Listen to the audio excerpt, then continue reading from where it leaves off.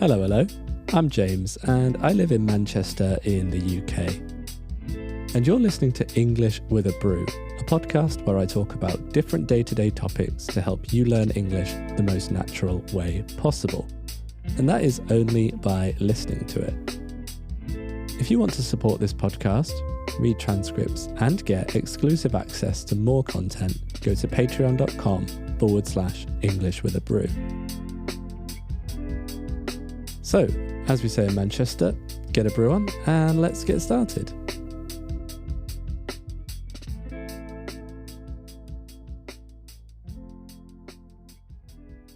Good morning, good afternoon, good evening. How is everyone on this fine day? I hope you're all doing good, as always. Today is Friday the 13th of September. And my question for you today is, does that date mean anything to you? Or another question could be, do you believe in luck? Well, if you live in the Western world, in the Americas or much of Europe, Friday the 13th is considered by some people an unlucky day. A day when bad things are more likely to happen. The date, Friday the 13th, occurs at least once every year, but can occur up to 3 times in the same year, depending on the calendar for that particular year. And so today, in this episode, we're talking about superstitions, things that people think mean bad luck. But why is Friday the 13th associated with bad luck by some people?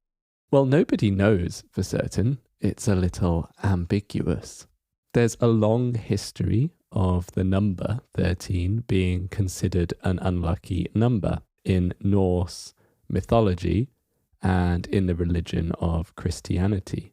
But the association of the number 13 and Friday, therefore Friday the 13th, only started in the last 200 years, so relatively quite recently.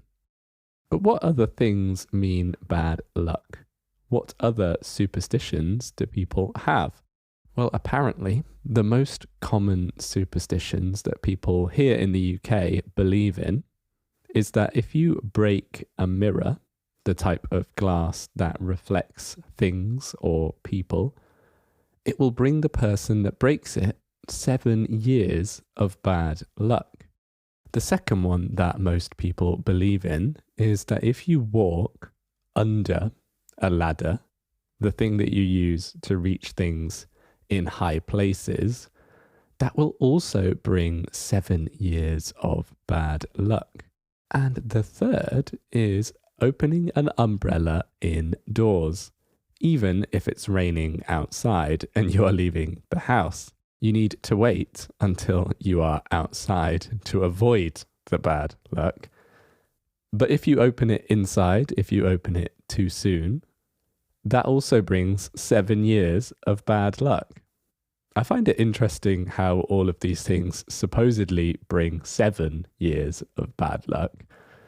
Because in Western culture, and maybe in others, I don't know, the number 7 is considered a lucky number. And also, apparently, some people believe that seeing a black cat cross your path, walk in front of you, is also bad luck, which I find funny because, as some of you probably know, I have a black cat. And so, by that logic, I must be the unluckiest person on the planet. Personally, I'm not a superstitious person. I believe that you make your own luck. I think that if you maintain a positive attitude, you naturally see things in a positive light. So you perceive things to be better. But if you don't, you might see things more negatively.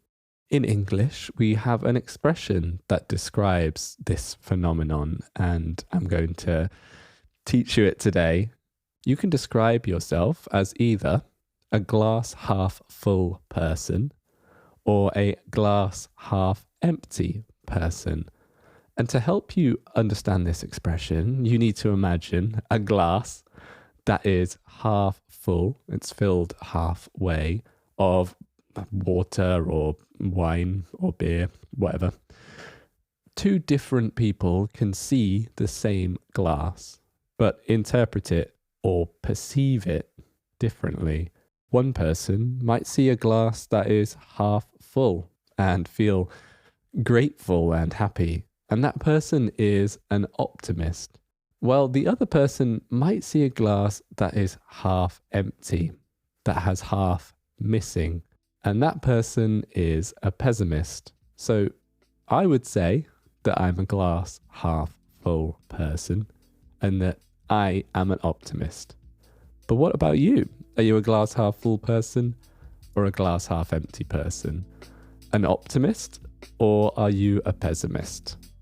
And also tell me, are you superstitious?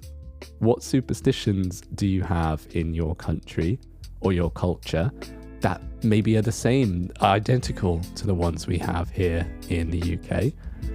A little bit similar or very different from ours? Let me know and I'll see you next time.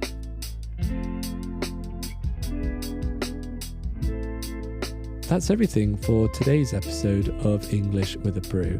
I hope you enjoyed it. Let me know in the comments if you did or if you didn't, and tell me what topics you'd like to hear me talk about in future episodes. And don't forget, if you want to support this podcast and get access to all of the exclusive episodes, you can do that on my Patreon page.